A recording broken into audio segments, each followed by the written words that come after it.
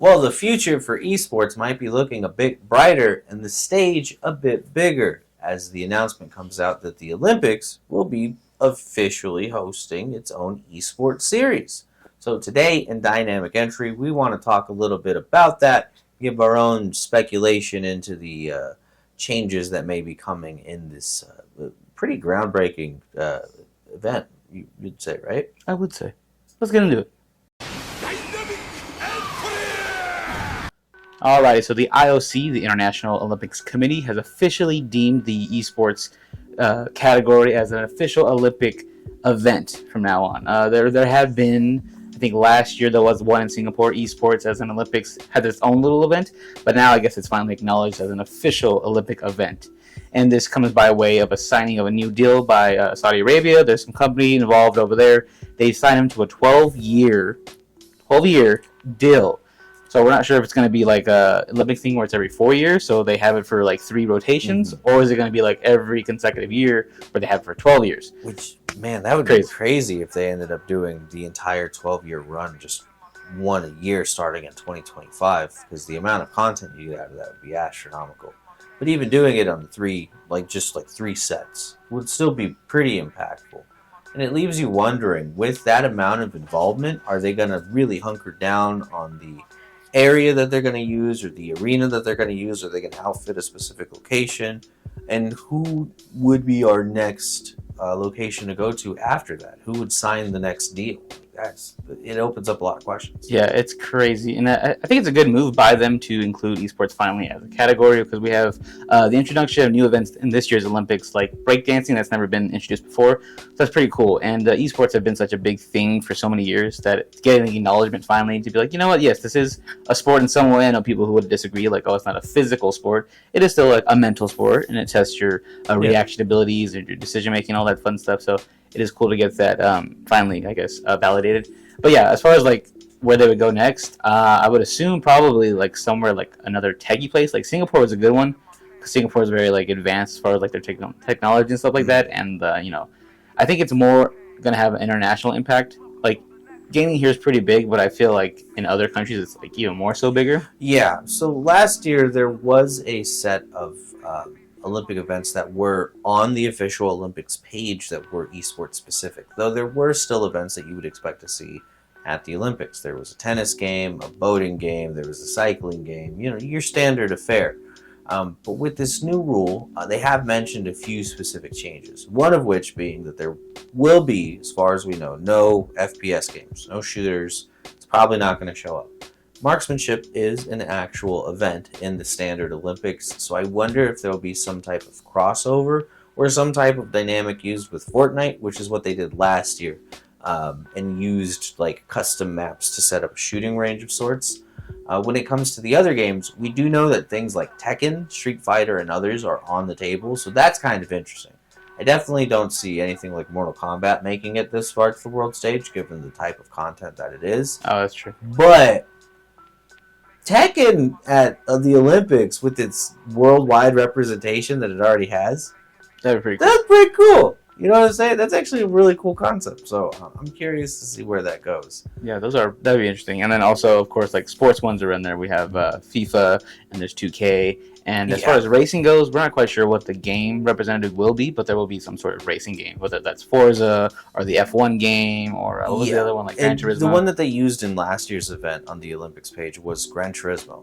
So they did have like traditional like drifting and stock racing. So that was cool.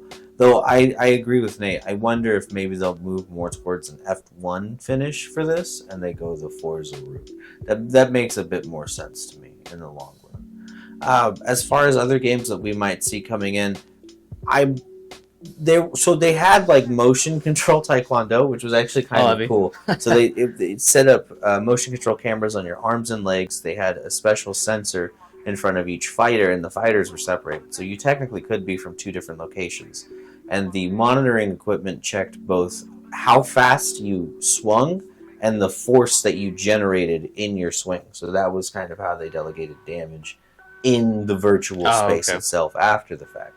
So I'm really curious to see that if instead of only doing the fighting games, that they also continue to follow down that route too, because I think that that has some like real like video game high implications for me. Oh, The way that- VGHS. Okay, I thought you meant like no, you get no, a high like, from like video games. no, like VGHS. Okay, yeah. And I think that's awesome. Yeah, that'd be really interesting. And although we don't see shooters this time around, I do think that they should integrate them some point, maybe like next 2 or 3. Yeah. Whether it's like you said, like a Fortnite obstacle course where you're testing like your shooting reaction times. Yeah, it's like some type of shooting range, or even Like, if it we was some said type of like Valorant, or what was the other one? Yeah, the other one that Like we were CS:GO type talking video about. game.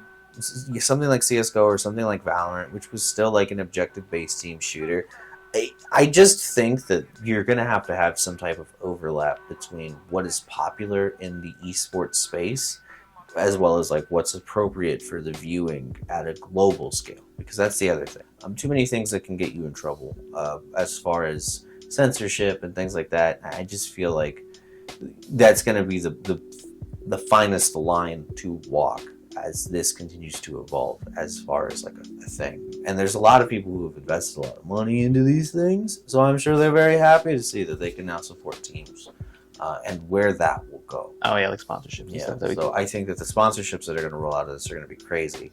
As a matter of fact, during the last Olympics, Japan was sponsored by Pokemon, and one of the official sponsors and spokesmen for the rest of the world for Japan's team was Pikachu as a mascot, which is kind of crazy. So, I mean, it is a little shiesty to have companies come in at that level, but then it's also like, who's going to represent who? Like, who would we get? You know, it's probably going to be like Red Bull or Monster or something like that, the big energy drinks. No, but like, who's the character?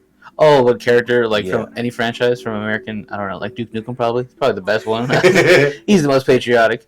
He'd be cool. Oh, that would be so bad. But then, yeah, like with sponsorships too, that also I think would kind of be a factor into what games are played. Because like, Yes. hey, if EA is like, hey, we'll give Saudi Arabia this much money to include our Yeah. game, then that means they're gonna have to include whatever, like a 2K, because Yeah. they want to have those games, whatever. So like the first FPS shooter that we get could be the highest bidder. Like Mhm. COD's like, we put about this much money, so we want COD to be represented in the Olympics. So that's kind of another thing where it's like, oh, that kind of sucks that it's money based. But Yeah. if it's not, I feel like they should just pick the most like competitive The most game. competitive. Yeah, like I would have liked to see Overwatch, especially now that like Overwatch League's not really like a thing anymore. They kind of shut that down. But there's something like that where you can have like a team based, like Team USA is the Overwatch team versus Team Japan, whatever. Like that would be cool to have more of those instead of like an individual Yeah, representative. I think that would be great too. And just the problem that you run into there, I think it's just what you said to begin with. Was it just comes down to those sponsorships and who's kind of pulling the strings at the end of the day, because obviously somebody's got to bankroll all of it. Last year it was Samsung. So a lot of the games that we saw were ones that were accessible on mobile games. Yeah, I it's guess I just don't gonna understand, but be interesting to see it's like gonna be Sonic Fox standing next to like Michael Phelps and LeBron. It's oh like they're all man, Olympians. hold So, like, on. That's kind of great though, isn't right? it? Did you get the mixture of everybody? Also, I'm sure that there's no like Olympic reason to do this, but if you'll hear me out, you guys should just do speedrunning too. Just throw a speedrunning category in. Yeah, they totally could do speedrunning. I mean, just a lot of people love it to begin with, and you could highlight some real great folks who do real great work. Yeah, that'd be interesting to see. Like maybe this opens the way for like TCG games to get in. Maybe there's like a Pokemon or a Yu-Gi-Oh! No, Olympics don't team. say like, that. It's already bad with the video games, but to go card is so 'Cause- far. Yeah, if it's Saudi Arabia doing it, and that leads me to believe that they're not going to be part of the official like summer or winter games because those go to different locations. So if they're doing their own like, So maybe like a official thing? springtime game, like a spring or a winter season. and then Oh no, you have, said like, not winter. So spring or Yeah. fall season. because they do summer and they do winter. So that's That's kinda- they rotate every 2 years. So maybe Saudi Arabia does their own thing on like a 3rd-year cycle, and maybe they'll have like more like esports and like TCG. If Type they did it games. every 3 years, they could get 4 of them out. Yeah, they can get 4 Oh. rotations out. Yeah. So it'd be cool to see where this leads, but it is finally cool to see something like this get put into like the stage like that, because I feel like it's a long time coming. Gaming has gotten so big, and Step into the new age. Absolutely. and if you go to like an esports event, like a league game, there's an arena full of people watching people play League. Like And has been for over decades So- at this point. it's been a long time coming. This should have been a thing a while ago. So that's the only thing that I think is also like kind of sad, is like it's not officially part of like the whole summer or winter games. It's its own thing now, Yeah. but it is an official Olympic sponsored Yeah. event. And I do hope, to your point too, like I do hope that there are people in the community as far as like esports or major gaming competitions who get their dues. There's a lot of people I could think of off the top of my head. I mean, I'm just going to throw it out there. You can go Justin Wong, for instance, who maybe he's not going to be competing at that level, or they won't have a game that he plays that he can participate in, but being such a long-time contender and participant in the series and sport, you would hope, right, that there's some type of acknowledgement at that level. A torchbearer too. Yeah, some type of torchbearer in that situation. Daigo right? could be there. I think that would be really cool if we could figure it. But if not, I mean, it is what it is. Yeah. So overall, though, I think that this is a good move by the Olympic Committee, acknowledging gaming, and hopefully this furthers into more interesting events for the Olympic Games going farther into the future. Hopefully the event turns out to be nice and it runs smoothly and it goes over really well. Yeah, let's try not to keep it toxic, folks. Let's make this like one of those Pokemon Go moments where it's just we all come together, we all celebrate, and then go against each other. And then we go against each other. It's gonna be great. Yeah. But what do you think? Are there certain games you'd love to see people participate and play in during the Olympics? Are there first-person shooters that you could argue could pass the restrictions and maybe pave the way for that to be something that they bring to the Olympics? Let us know down below in a comment, or you could share this with somebody that you know. Maybe you know an Olympian somewhere. Hey, there's Show it to 'em. A lot of Olympians come out of where we come from, so that could happen. You never know. They could be closer than you think. They are. But overall, yes, that is our thoughts on the Olympics, finally including esports. So, get down there, let us know your thoughts. And until next time, go find something you're good at. Yeah, that.